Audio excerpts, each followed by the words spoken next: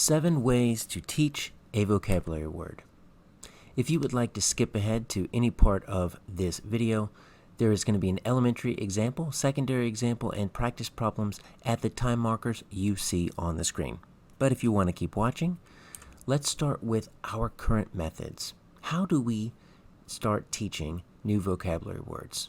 Well, some of the simplest ideas are we have students draw a picture, we give them a definition, sometimes we even use context clues, we might have them create or fill out some type of graphic organizer.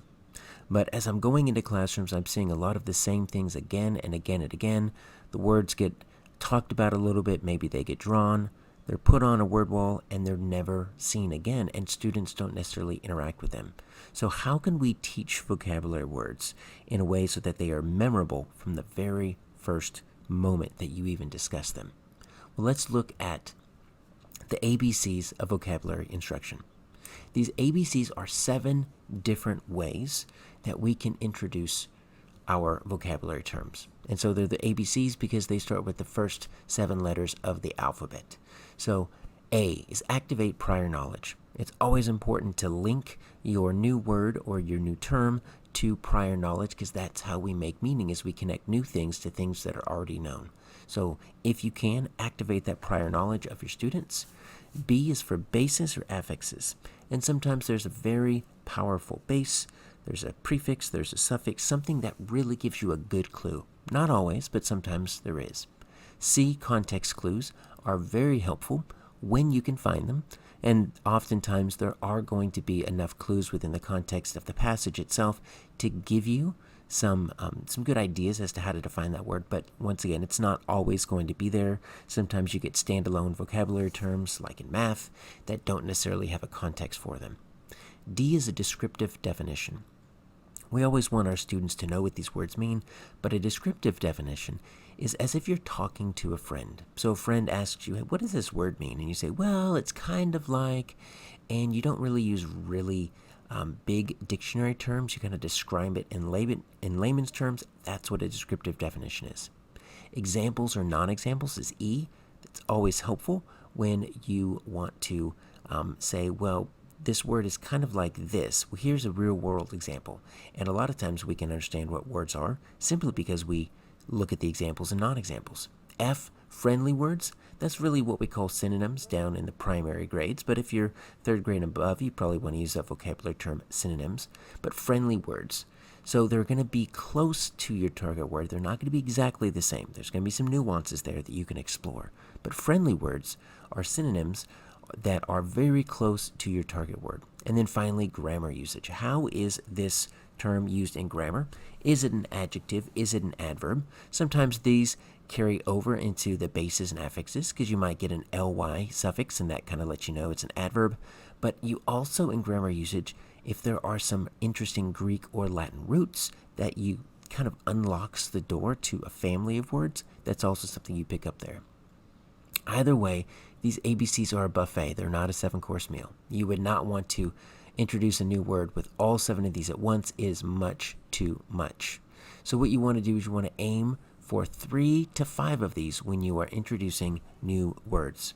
So let's look at an elementary example. So from the 2018 Reading Star Test, the story Racing Team, it's a story about Max and Carter entering a sand sculpture contest at the beach, and they're building a sports car. Here's our sentence. The hot sun was drying out the sand.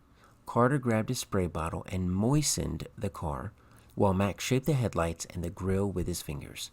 And our vocabulary word is moistened. How can we present that word if we are reading this with students using some of the ABCs? Let's look at each one individually. If we wanted to start by activating prior knowledge, we would say, think about trying to build a sandcastle with dry sand. Will it be able to hold its shape? No, you need wet or moistened sand to shape it. So in this instance, we're trying to get the students to think about the time they have ever tried to shape sand, and they realize that it needs to be wet in order to hold its shape. If we wanted to look at bases or affixes, we might say the suffix en makes the word moist, which is an adjective, into a verb. So to moisten means to make something moist or wet. This is similar to words like shorten or harden. Those are adjectives, but when you add the en on the end of short or hard, it turns the adjectives into a verb. We could also look at context clues. Knowing that you need sand to be wet to shape, the fact that the hot sun was drying it out, and that happened in the sentence before, that hot sun drying it out gives us a clue that to moisten means to make wet again. You could also go with a descriptive definition. Remember, this is something that you're discussing with a friend. You're saying, what does moisten mean? Well, it's kind of like, and you might say, when something is dry and you want to make it damp, you'd moisten it. That makes it a little wet, but not soaking wet. So I'm trying to put moisten in this spectrum of how wet it gets. Examples or non-examples. If you've ever thought that you were going to cry, you could say that your eyes moistened. They got a little wet, but tears weren't yet streaming down your face. So we're getting a little bit wet, and I'm trying to give a real-world example of what this word means. Friendly words, synonyms. Similar words are dampen or wet. So when you moisten something, you're putting a little water on it without soaking it. And then finally, grammar usage. Moistened is a verb, meaning to dampen or to make wet. It's past tense, so it's describing something that already happened because it's got that suffix ed. Now, how would we put all of that together? Because I wouldn't use all of these together with one word. So an example might be, if you've ever tried to build a sandcastle, you know you need wet sand to shape it. If your sand becomes dry, you need to moisten it or to make it slightly wet. The suffix en makes it an action verb. So I'm activating prior knowledge by talking about the sandcastle. I'm looking at that suffix en, and that gives me that grammar usage clue that it is an action verb. And then the descriptive definition, or to make slightly wet. So that's how I would introduce this word, and I used 4 of the 7 ABCs. Here's another example. The hot sun was drying out the sand, so Carter needed to moisten it. That means to dampen or to make a little wet, like when you feel like you're about to start crying. So the hot sun was drying out the sand. I'm bringing in the context clues from the text itself. Still going to give you the descriptive definition, which is the dampen or to make a little wet.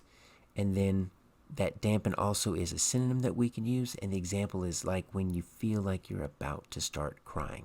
So those are 2 different ways that we can use the ABCs to teach the word moistened. So let's look at an 8th grade example. This is from the 2019 Reading Star Test. The story is called A Rite of Passage. This is an 8th grade story about a man and his daughter traveling to Antarctica to study emperor penguins. The passage states, you see, to reach Antarctica, ships must pass through a notoriously violent area of ocean called the Drake Passage, considered to be the roughest stretch of sea on the planet. And our vocabulary word here is notoriously. So if we wanted to activate prior knowledge, we might say, many times we use notorious to describe famous criminals like Al Capone or Bonnie and Clyde because they are well known, but not well liked. And that's where we're starting to get into our definition of being well known but not well liked. Now our bases and affixes, sometimes they overlap with our grammar usage. So in this case, the suffix ly makes notorious, which is an adjective, into an adverb. So that's where the overlap is. And it modifies the adjective violent, because remember, adverbs can modify adjectives and adverbs as well. So our context clues. The Drake Passage is considered. So we're looking at that term considered, which is a little bit later in the sentence, which means it's already well known. And it's the roughest stretch of the sea and violent. Those 2 terms, roughest stretch of the sea and violent, it lets us know that it doesn't have a good reputation. So it's well known, but it does not have a good reputation. If we wanted to give it a descriptive definition, we would say if something's notorious, it is well known to others. Though it could be neutral, which is fair, it could be neutral, most of the time it's used because it has a negative connotation. So it's well known with a negative connotation. Examples or non-examples. Osama bin Laden is notorious because of his role in the 9/11 attacks. LeBron James, however, is famous rather than notorious unless you're a hater. So there's that difference between being famous and being notorious. A friendly word or synonym you could say another word is infamous. You see the root famous in the word, and the prefix in doesn't negate it but gives it a negative connotation. So that's really what we're looking for. Famous, but famous for the wrong reason. Or we could dig a little bit deeper into this grammar usage, and this actually comes from the Latin word notorium, which means information or indictment. So indictment is something we're using in court cases here. So the suffix ous means having the character of, and the ly makes it an adverb, which we've already discussed, but sometimes there is a nice Latin term in there. So how would we put everything together? Because obviously, once again, we wouldn't go through all 7 of these, way too much. We could say the Drake passage was well known because it was violent and rough. That means it had a bad reputation or was notorious, much like wanted criminals are infamous. So look, we activated our background prior knowledge with the wanted criminals.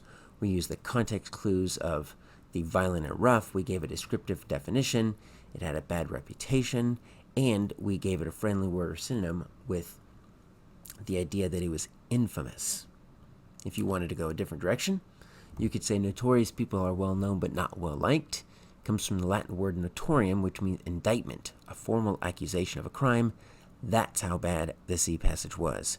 So we're activating prior knowledge. We're trying to link our idea of notoriously to notorious people that we might know. The descriptive definition is well known but not well liked. And you see we're bringing in that grammar usage. We're not worrying so much that it's an adjective or an adverb, but we're looking at that Latin root of notorium. So let's practice. Let me read you some completely unrelated words, and you can see how we defined it and which parts of the ABCs we used. So here's the example, and just for your benefit, this is from Bronte's Jane Eyre, chapter 6. So here's the passage. At that hour, most of the others were sewing likewise, but one class still stood around Miss Scatcherd's chair reading, and as all was quiet, the subject of their lessons could be heard, together with the manner in which each girl acquitted herself, and the animadversions or commendations of Miss Scatcherd on the performance. Now, animadversions is the vocabulary term here, probably one that's so complex we wouldn't necessarily study, but I would want to at least define it, because if I'm reading this, and this is probably more of an upperclassman high school text, I at least want to define it. So I'd quickly want to hit a few of the ABCs and then maybe move on. So how could we give a descriptive definition or context clues or anything for this term animadversions? So here's the actual text that I would read if I had maybe written out on a piece of notebook paper, maybe on a Post-it note. When we stop the reading and we say, what does this animadversions mean? I would say this. If you've ever given an oral presentation before an unsympathetic teacher, you know it could be nerve-wracking. In this case, the girls got positive or negative feedback from Miss Scatcherd. If they did well, they received a commendation. If not, they received animadversions or critical remarks. It comes from the same Latin root from which we get our words adverse and adversary. So take a moment, see if you can pick which of the ABCs are in my example of how I taught this vocabulary word. Hopefully you saw that I began with activating prior knowledge, relating it all to giving an oral presentation before an unsympathetic teacher, because Miss Scatcherd was definitely not interested in what the girls were doing. I used the context clues because they said the commendations or animadversions. What we didn't know is whether that was a synonym or an antonym. In this case, it actually ended up being an antonym. And then I used a friendly word or a synonym to really help define this term. So animadversions are critical remarks. And then I use obviously some grammar usage. we're getting this Latin root animadversions. We also get our term adverse and adversary. All right, so here's another passage from the same chapter in Jane Eyre. This ominous tool she presented to Miss Scatcherd, there she is again, with a respectful curtsy. Then she quietly, and without being told, unloosed her pinafore, and the teacher instantly and sharply inflicted on her neck a dozen strokes with the bunch of twigs. So that's not very fun. But what is that term pinafore? Once again, something I might want to quickly define for my students without doing a deep vocabulary study. So I would say something like this. You can tell from the sentence that a pinafore is something that is worn, since the girl had to unloose it to be beaten with the twigs. It's a loose, sleeveless garment, very similar to a jumper that girls wear today over a blouse or sweater. Think of it like an apron, something worn to keep the clothes beneath them clean. All right, take a moment. See if you could see which of the ABCs we used here.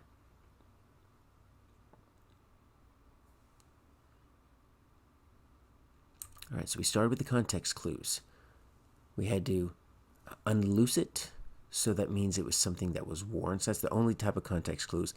Every passage doesn't always have context clues.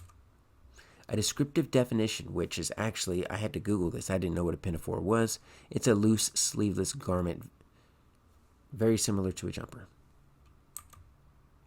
But I thought the example was going to be a little bit better because that still wasn't a very clear picture in my mind. A loose, sleeveless garment made me think of like a potato sack. Like it didn't really help me much. But thinking of it for its usage, it's like an apron. That helped me. That gave me a good picture. So if you are interested in learning any more about the 7 ways to teach a vocabulary word, I actually wrote an entire book called Wrestling with Words, and this is just one of 5 parts of a powerful vocabulary program, presenting new words. There are other parts, preparing the right words, then you present them, and then you place them in context, you process them, and then you play with them. So you can find more about that at my website, aarondaffron.com/wrestlingwithwords. I also have an online course, aarondaffron.thinkific.com, on wrestling with words. So if you'd rather do a self-paced, completely online course, which is worth 10 CPE hours, that's also an option. And you can find me on my main website, aarondaffron.com, or you can email me at aarondaffron@gmail.com. Thanks, and I hope you learned a lot.